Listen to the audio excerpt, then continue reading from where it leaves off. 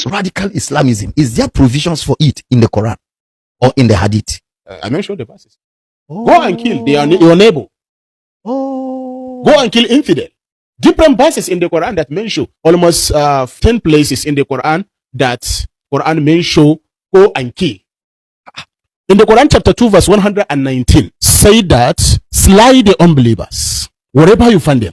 In the Quran chapter 5 verse 33 say men and crucify the infidel if they criticize Islam. Quran chapter 8 verse 65 say unbelievers are stupid. Muslims are urged to fight them. Quran chapter 9 verse 123 where I read make war on the infidel living in your neighbor. In the Quran chapter 3 verse 28 say that Muslim must not take the infidel as friend. Wow. In the Quran chapter 8 verse 12 say terrorize and behead those who believe in scripture other than Quran. In the Quran chapter 9 verse 5 say when the opportunity arise kill the infidels wherever you find it. In the Quran chapter 22 verse 19 say punish the unbeliever with garments of fire, hot iron rods, boiling water melts their skin and bellies. So different places, even in the Quran chapter 3 verse 85 say that any religion other than Islam is not accepted. In the Quran chapter 8 verse 60 say Muslim must muster all weapons to terrorize the infidel. In the Quran chapter 9 verse 30 say the Jews and the Christians are afraid to fight them. In the Quran chapter 47 verse 4 say do not seek peace with the infidel. Behead them when you catch them.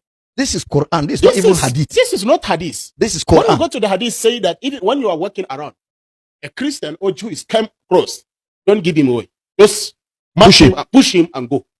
This is what Hadith says. So all those jihadist terrorists, ISIS, Al-Qaeda, Ansaruddin, Harakat al-Mujahideen, Hamas, Boko Haram, ISWAP, Lakurawa, Kidnapper, all even this Bello trilogy they used to mention Allahu Akbar when they are killing people. Yes. So all this genocide that is happening in northern part of Nigeria, all of those things is teaching from Islamic. Is the problem that affect Niger? Is the problem that affect Burkina Faso, Mali, all West African countries? So we are not in peace. When you go to Southern Africa, you will see peace there. No any fight, no any problem there. Except when you go to Republic Democratic of Congo, where they are fighting against the mining there. So only problem there in èmi ní láàárọ̀ yìí nígbà tí mo fẹ́ kírun tí mo rántí interview arákùnrin yẹn mi ò mórúkọ máa yẹn I don't know ó tó ṣe pẹ̀lú mark tá à ń pè ní Abel Damina tí mo bá rí fídíò yẹn màá lẹ̀ mọ́ bí torí kíní yẹn ṣáà wá sí FYP I don't know why they are sending it to me both on YouTube, sending it to me on all over social media, like seriously. And I begin to think about it nígbà tí mo fẹ́ kírun ẹ̀yin tèmi ẹ má jẹ́ kí n parọ́ fún yín, although I will build up myself, you understand, but I can't help thinking about it pé mo fẹ́ kírun. Ìdí tí mo fi ń kírun, mo ń kírun nítorí Al-Qur'ani ni, wallahi ta'ala. Mo ń kírun nítorí Ànábì sallallahu alaihi wasallam. Mo sì ń kírun nítorí ara mi, nítorí ẹbí mi, nítorí ará mi, nítorí pé mo jẹ́ Mùsùlùmí. But that part of the Quran tí mo ṣe rántí láàárọ̀ yìí, ẹ̀yin tèmi, ṣódà mi tó lọ sókè báyìí, ó wá wálẹ̀. Mo wá ń rò pé Christianity was before Islam. Even Jews was before Islam. Tí Jésù lọ, òun ni wọ́n dá Christianity kalẹ̀ in support of religion, in support of teaching of Jesus. Ọlọ́run dá àwọn èèyàn yẹn, wọ́n ṣe Christian. Ọlọ́run dá àwọn èèyàn yẹn, wọ́n ṣe Jew. Ọlọ́run dá wọn. Islam wá dé. Ṣé Ọlọ́run tó dá Islam? Ọlọ́run ìgbà tí Islam wá dé, Ànábì sallallahu alaihi wasallam ó mú Islam wá. So Ọlọ́run tó wá mú Islam yẹn wá, tó sì mọ̀ pé òun ti dá wọn kan tó ń ṣe Christian. Ṣé Ọlọ́run yẹn wá ní pé kí wọ́n pa Christian, kí wọ́n pa Jews? Tó bá tẹ̀ sọ pé infidel, ẹ jẹ́ kí n sọ kí ní tàn fún yín. The meaning of infidel to me can even be anybody tó ń ṣèkà. Infidel mean anybody tó bá ń ṣèkà, anybody tó ń ṣèkà sí mankind. Infidel to me. Infidel ara wọn náà ni àwọn ritualists. Infidel ó ní àwọn olè. Infidel àwọn onírọ́. Infidel ni àwọn agbénipa, àwọn tó ń terrorize. Infidel àwọn bandit. Infidel ni gbogbo àwọn tó jẹ́ pé wọ́n ní ọmọ ẹ̀dá ènìyàn lára. olúwa ló dọ́mọ ẹ̀dá ènìyàn, wọ́n wá ní ọmọ ẹ̀dá ènìyàn lára one way or the other, àwọn yẹn ni infidel. Tó tún bá sọ pé kò sí ìyẹn kò bad, but nípa tí wọ́n sọ pé pa àwọn kìrìsìtẹ́nì, pa àwọn júùsì, pa àwọn kìíní, òun ló jẹ́ kàyéfì fún mi pé ṣé ọlọ́run sì ló sọ bẹ́ẹ̀ sá, ṣé ọlọ́run dẹ̀ ló sọ bẹ́ẹ̀ ṣá, ṣé ọlọ́run dẹ̀ ló sọ bẹ́ẹ̀ ṣá. Ẹ̀yin tèmi, ọ̀rọ̀ náà jẹ́ kàyéfì, but despite that fact, ìsìlámù àá ṣe dọjọ́ kú ni. Èmi nígbàgbọ́ pé ọlọ́run tó fi kan bọ̀ kan lèmi kírun fún, ọlọ́run tó fi kan bọ̀ kan, ọlọ́run elédùmarè, olúwa elédùmarè tá a gbọ́dọ̀ pè jẹ́rìí irọ́, ọlọ́run tó nífẹ̀ẹ́ gbogbo ọmọ pátápátá, olúwa tó nífẹ̀ẹ́ mùsùlùmí, olúwa tó nífẹ̀ẹ́ kìrìsìtẹ́nì, olúwa tó nífẹ̀ẹ́ àwọn tó ń pè ní ẹ̀sìn àbáláyé. Ó lèmi ké pé o, èmi ò ké pé like èmi ò mọ, I don't know, ìmọ̀ àti mo fẹ́ kọ sí. Olúwa ọba, I will continue to pray ní ìlànà mùsùlùmí, thinking very well pé ó ṣeé ṣe máa tó ṣe kì í ṣe kùránì tiwa ni wọ́n ń kà. Tó bá dẹ̀ jẹ́ pé kùránì tiwa ni wọ́n ń kà, wọn ò understand, kí wọ́n lọ kà láti bẹ̀rẹ̀, ẹ̀yin tèmi, ẹ má ṣe mí mú o. Ẹ̀yin náà mọ program tí máa ń ṣe, ẹ̀sìn yìí ni wọ́n sọrí mi kalẹ̀ sí, like seriously, kí ni mo fẹ́ mọ ṣe tí mi bá ṣe ẹ̀sìn tí ẹ bá ní mọ́ kí wọn mọ́, ṣé kí n mọ ṣe TikTok ni, kí n mọ ṣe TikTok all life, kí mo mọ àbí kí mo fẹ́ mọ ṣe gan, kí ni mo fẹ́ kí n mọ ṣe gan, àbí kí n mọ bẹ́pọ̀ sórí òkúta, like seriously bí mo kọ́ tẹ́ fẹ́ kí n mọ ṣe o. So ẹ̀sìn yìí, ìrun yìí àmọ́ kí náà ni o, àmọ́ kí sí ọlọ́run.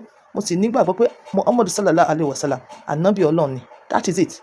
Peace out, bye for now. Ẹ̀yin tèmi, ẹ jẹ́ kírun mi láyọ̀ àtàláfíà, yes, inú mi ti dùn sí elédùmarè, ọba mi àgbàlagbà oyè, ọba mi há, ọba mi hó, ọba mi àjígìjàgà, ọba mi tó wà lókè tó tẹ́ sánmọ̀ bí ẹni tẹ́ní, ọba tó dá ìyá mi, tó dá bàbá mi, tó dá mi, ọba mi ọ̀wọ́n, ọba mi ọkọ mi, ọba mi, mo forí balẹ̀ fún yín o, bàbá mi lókè, bàbá mi sà, dádì mi sà, mi tiẹ̀ mọ́ mo ti fẹ́ kí elédùmarè, o lè mí kírun fún o, o ní mò ń kírun fún o. Yes, mo wá fẹ́ kírun sí elédùmarè mi ní ìlànà Ànábì Muhammadu sallallahu alayhi wa sallam, Ànábì Muhammadu sallallahu alayhi wa sallam, Ànábì Muhammadu sallallahu alayhi wa sallam. So gbogbo teaching tẹ́ ẹ̀ ń ṣe lórí social media, gbogbo ẹ̀ lárí, but teaching, yes, you've been able to speak the truth somehow because ó wá pẹ̀lú evidence, but ẹ wá jẹ́ ká mọ̀ pé bàbá ka Al-Qur'ani wa, bàbá ka verse, èyí tá a mọ̀ túmọ̀, so èyí tèmi mọ̀ túmọ̀ lèmi ń lò, èyí tí mo mọ̀ túmọ̀ ẹ̀, ìwọ náà tó bá fẹ́ kírun lo àwọn verses tó mọ̀ túmọ̀ ẹ̀, tẹ́ bá fẹ́ ṣe àmì lo verses tẹ́ mọ̀ túmọ̀ ẹ̀, like báwo ló fẹ́ mọ̀ ṣe àmì lórí Suratu Quraysh, bismillahirrahmanirrahim, Suratu Quraysh, okay, ila bismillahirrahmanirrahim, ila fi Quraysh, ila fi imshirata shitahi wasaf, qul ya'budu rabba hadzal baiti allazi atiyamahu min juri wa hamnahu min khawf. Allahu akbar. Ẹ wá ní ká sàmì lẹ́yìn, a lè sàmì, kì í ṣàdúrà lóòótọ́. So like they be able to liberate us, they be able to open our eyes, we are happy, but Allah elédùmarè lèmi ń kírun fún, Allah elédùmarè, bí mo ṣe ń sọ nítorí Allah ìwé elédùmarè mo ń kírun fún, Ànábì Muhammadu sallallahu alayhi wa sallam, Ànábì Muhammadu sallallahu alayhi wa sallam, òun ló jẹ́ kí ẹ̀sìn yìí kó easy fún mi láti máa kírun sí ọba mi elédùmarè. Peace out again, peace out. Tèmi, that was me láàárọ̀ yìí kí n tó gbọ́ fídíò tẹ́ máa gbọ́n sìn, that was me láàárọ̀ yìí kí n tó gbọ́ fídíò tẹ́ fẹ́ gbọ́n sìn. They used to normally use this proverb, legenda mace na karkashin kafa miji. That's the eternity of a woman is under the feet of a man. Yeah. Another funniest story is that when they go to heaven, again, they will share 70 virgins for a man in paradise. God have mercy upon us. Then what about the woman? When they share virgin men for the woman? Yes. So no male virgins. No male virgins there. So this is the reason why those Muslims, they are not taking women as something serious. So in the Islamic religion, women are just products. Yeah. They are like something to use and throw away. It's like your clothes. It's like a carton. Empty carton that you remove something inside, you just throw it out. What about in eternity? Do women have value? My problem, they don't have value there. Here and earth, you have already finished her. Yes. Even her race came down. Yes. But when you go there, they give you 70 virgins. And no matter what you did with them, the breast will not come down. This is what Islam says. Oh. Even the breast, bigger than this room that we are in. Yes. We must learn It's a big woman. There is no man there. That means when they enter eternity, no any hope For them. My problem is that they say they are going to give them to marry their husband here in earth, and they give him another plus that 70. Yes. Making it, if you have four wives, That's 74. My problem is that this woman that is already there in paradise, Yes. she know every corner and lungu and saku, everywhere she know there. Yes. This one. And their village is there. Yes. My problem is that you don't have anybody there. Yes. And you're not from there. Yeah, you're not from there. Yes. You don't know anything from there. And they are saying, those one, they are very beautiful. Yes. And here you are black. Yes. And you're not beautiful that much because they have used you. Maybe you reach 60 years, 50 years, Yes. 70 years. Yes. You have already old. Yes. Then they are virgin. Fresh girls. Akwai magana. What? So, by mistakenly, if your husband is in hellfire, you come to paradise, what are you going to do there? Because you have no man waiting for you. No man waiting for you. God doesn't provide any man for you. Your husband is in hellfire. How are you going to negotiate that issue? So in Islam, the woman Yeah. has no value. No, in fact, no it's value. worthless. In fact, he's my phone. Yes. Will marry 3 or 4 wives in some villages in northern Nigeria. This is your phone. This is my phone. Just give them money and go and marry them. Come to house, cook for you. When you need to satisfy, go and satisfy yourself there and just let them. Throw them away. Throw them away. Oh. In Christ, the man and the woman are equal. Yeah. There's no inferior, there's no superior, there's no servant, there's no master. Yeah. We're all equal before God. And in Islam, there's no grace. No grace. You must walk. My problem is that every Muslim must follow through that hellfire before to go to paradise. No, I don't understand. Quran chapter 19 verse 71023. He said, "Wa in minkum illa waridiha." So before you go to paradise, You will pass through hell. you pass through hell.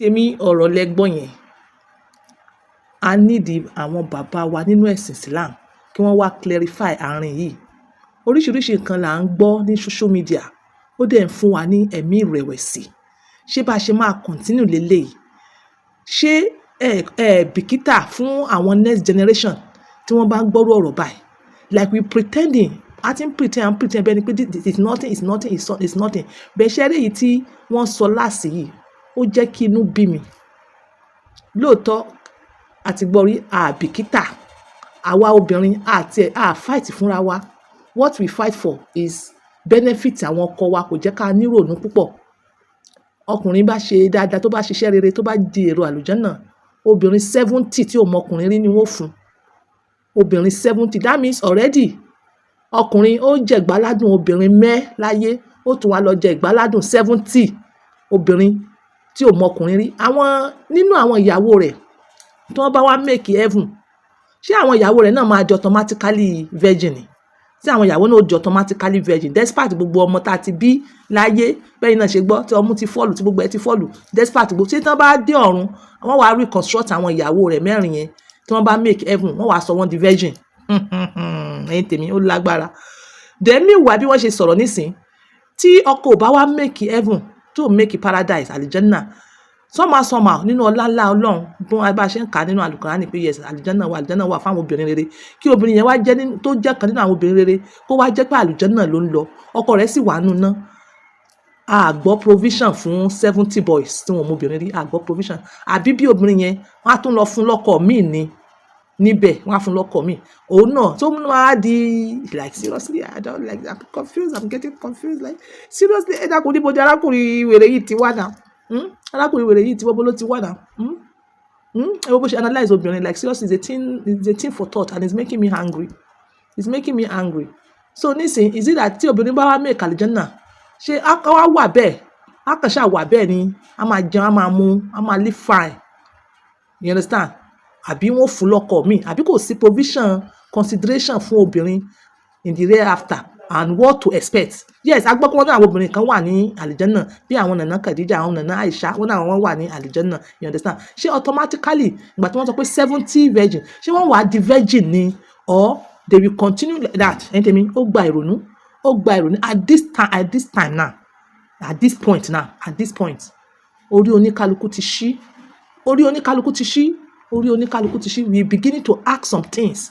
We are beginning to ask some questions. We are beginning to ask many things. Wọ́n ti manipulate the brain wa, and we cannot overlook it.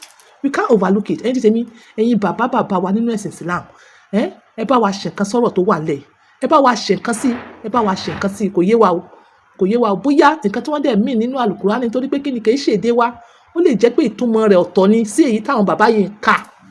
So, I come in peace. Till then, ẹ̀sìn yìí òun náà làá wa ṣekú, ẹ bá wa tàn mọ́lẹ̀ sí.